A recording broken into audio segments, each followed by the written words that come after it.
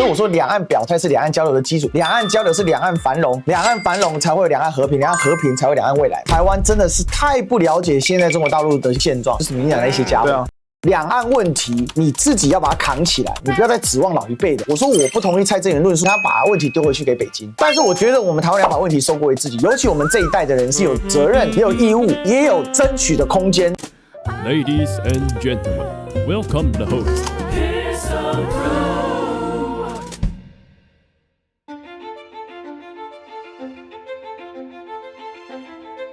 我入党以前，我可以对于9·2共识这件事情提出我的批评。我当时是反对9·2共识继续下去的，因为我觉得9·2共识它的历史的阶段性任务已经结束了。而且当你没有跟共产党还有民进党好好叫板什么叫国民党版本的9·2共识的时候，你就与其不要。你没有对抗的能力，那你就把它割掉，不要用不能对抗又舍不得割掉。这个论述永远就会是变成负担在国民党身上。我几年前就提供建议了，所以我是觉得这就是为什么我说嘛，要有一个理论基础，国民党一定要有一个理论基础，这个理论基础你不管从什么角度出发，你才有办法好好论述，你才有一个新的两岸论述跟政策。其实讲直白的就是说，不是9·2共识不行，而是你必须提出一个就是在现代这个时间点以9·2共识这个概念为基础去变化，并且可以让台湾人多数听下去。我一直讲嘛，我们的频道80%的观众是台湾人，那我的频道就是偏台湾人的频道，我自由台湾人，我一定要先推出一个论述是台湾人接受，对，台湾人能接受，大陆人能接受不一定。那怎么讲到台湾人接受，大陆人能接受，而且它又符合事实，而不是只是在奉承？那至于9·2共识这件事呢，主要是它没有更新嘛。9·2共识常常被衍生什么？第一个一中各表，第二个是什么？亲美合陆，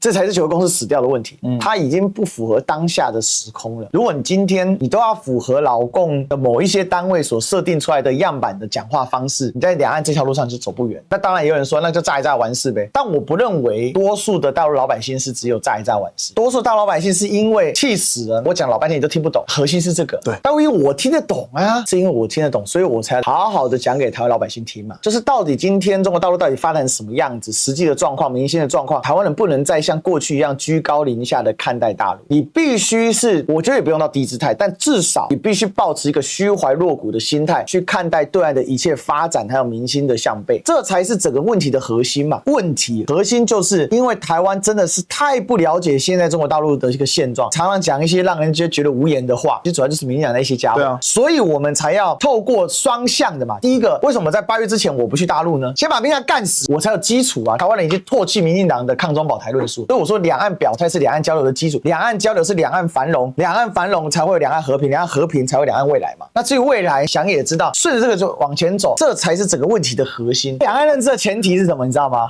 民进这不是认知作战，这是事实给科普出来，它是有顺序的。我是有理论基础，是3重战士：思想的战士、实战的战士。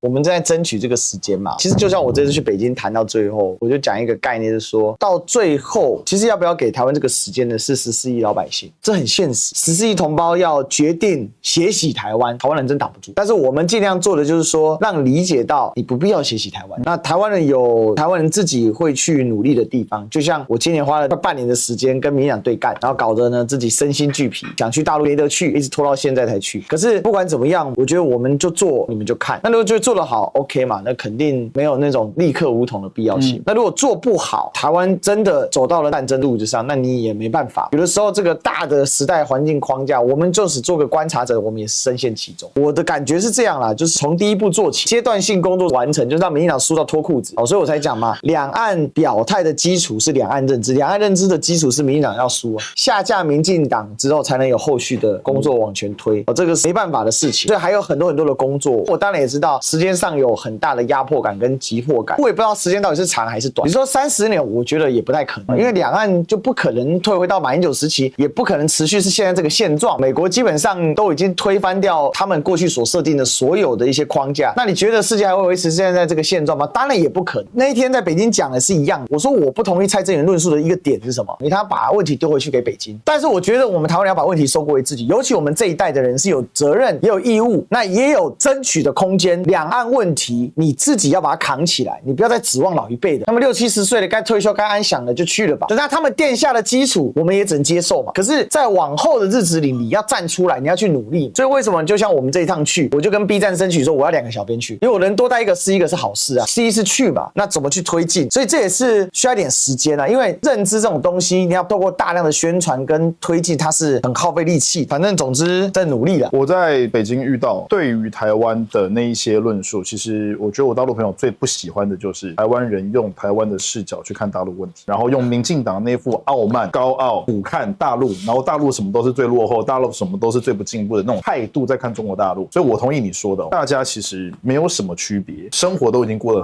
非常非常好，甚至在很多地方我们的生活是落后于中国大陆的。我一直在鼓励，拜托，我觉得所有台湾的年轻人多去大陆走一走，多去对岸看一看，去了之后真的跟你在台湾听到的是不一样。那个什么小令那些人也一样在大陆赚钱啊，回来之后呢继续胡说八道。所以我就觉得用自己的眼睛去看中国大陆，去体验一下，你就会知道其实没有什么好高傲跟觉得说自己哪里了不起。都知道打台湾是用远程火箭弹，对啊，就够啦。你就知道民进党青鸟那些傻子。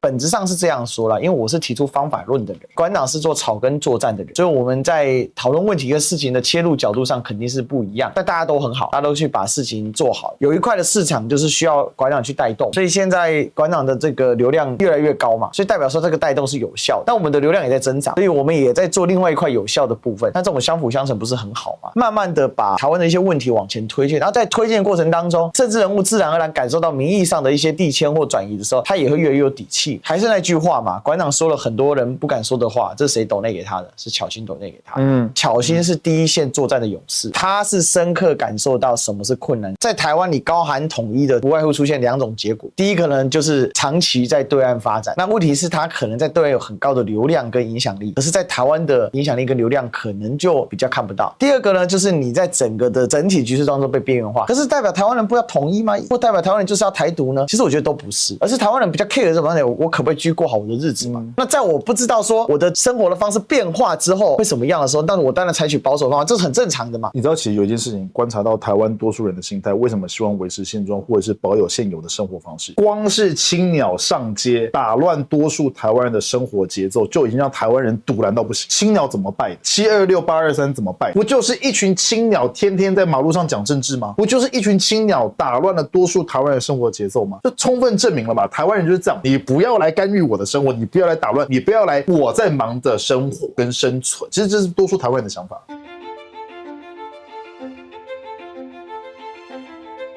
多段交流，这个是民进党要负很大的责任啊。民进党最不希望的就是台湾人到大陆去交流，越多的人去大陆，亲眼看到大陆的生活环境，肯定会觉得民进党都在台湾诓骗台湾老百姓。那至于你说民主制度让民进党胡作非为10年啊，我觉得还是回到那句话啦，民主制度有不同的制度的样貌，还是民主到底是不是最好的制度？我本来一直以来都是打一个问号。我觉得台湾不是民主的灯塔，台湾是民主的试验场。那这个试验场当中呢，养出民进党这个欺权独揽一身的巨兽，那到底是不是我们这个制度应该要有所检讨？确实，我完全同意。有人一直提出你都不提统一，怎么和平共统一这件事情是个政治方案，政治方案必须政治人物去推进。那对我们来讲呢，我们重点第一阶段的工作在哪里，不是很清楚。但这个光这样，民进党就会说你在进行统战工作，或者你在做一些替大陆宣传、为匪宣传的事情。可是事实是这样子吗？只是说很多的事情不是我要推，而是就我的角度，我就是一个民间人士，所以我能做的第一件事情，因为我有一点媒体的声量，所以我能做的事情就是告诉大家到底两岸的实况是什么。先有这个认知之后，我相信多数台湾人会说，那我不想台独，那这样子就可以推进两岸交流。对。